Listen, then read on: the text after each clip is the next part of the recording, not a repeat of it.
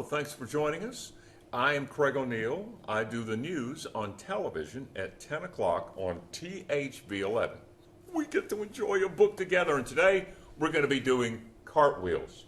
Watch what happens when you open a book and learn how a character addresses a problem in their lives. And how do they get over it? Let's find out in the book Cartwheels by Tracey Petersen. My name is Sloane.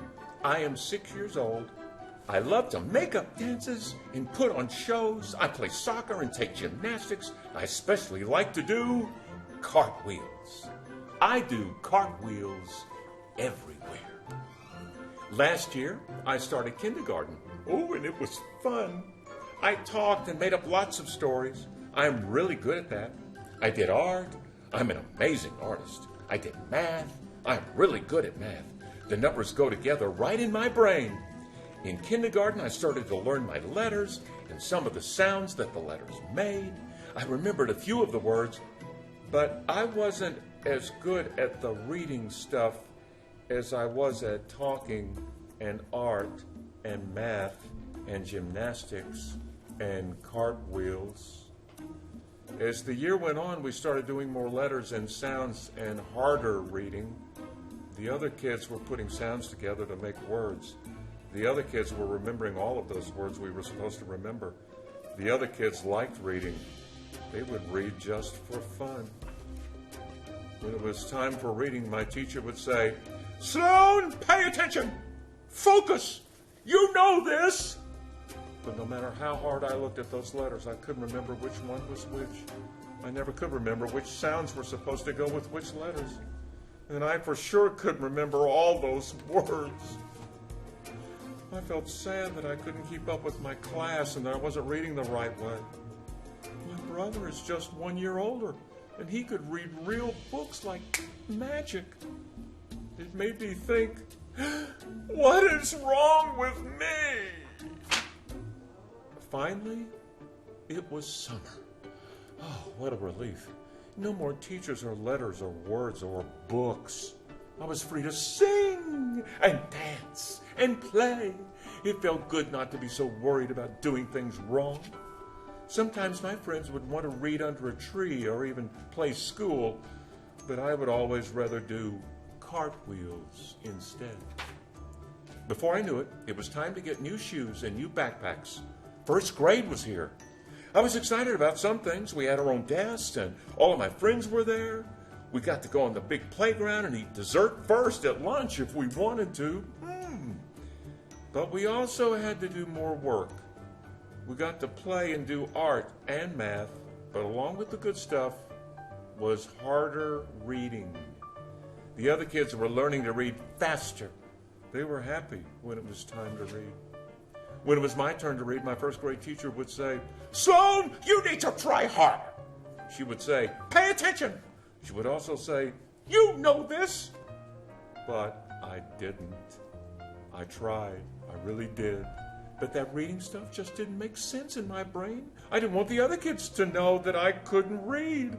So I would do cartwheels inside, outside, everywhere. My teacher would say, "Sloane!" Suddenly, Mom and Dad were in on the reading thing too. We had to read at home. Mom would sigh and say, "Please read." Dad would give me that dad look and say in his dad voice, "Sit down and read." I would say, "Let's do cartwheels." So one day, you won't believe what happened. I got to take a day off at school and go to do stuff with a really nice lady. Mom and Dad said she was going to ask me to do some things that showed my special kind of smart. We talked and did puzzles. I even did a cartwheel for her. A few days later, Mom and Dad seemed real serious. They said that we needed to talk.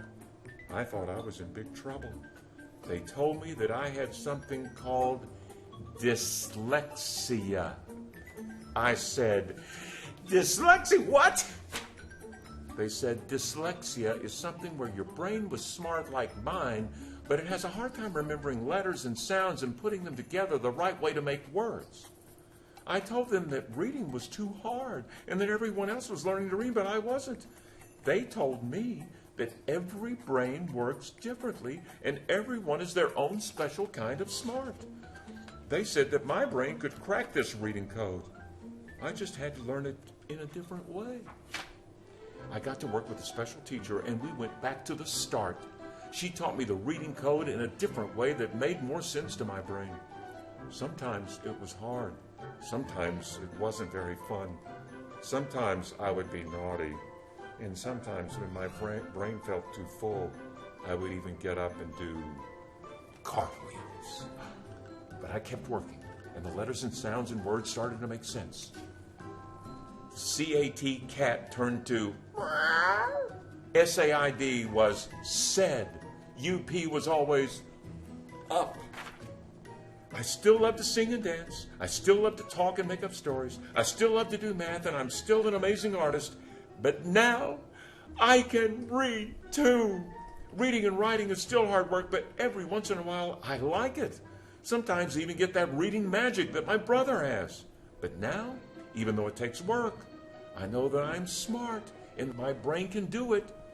I'm a special kind of smart.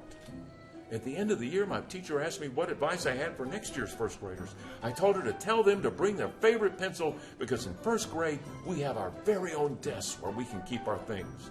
I told her to tell them first grade is great because you can eat dessert first at lunch and play on the big kids' playground. She said, "Is that all?" And then I remembered one more thing, and I said, I would tell them that everyone is their own special kind of smart and not to give up because everyone can crack the reading code. And wait, I said, don't forget the very most important thing. Tell them not to do cartwheels in the classroom. The end. Everyone has their own special kind of smart. What's yours? Thanks for reading with me. More books to come.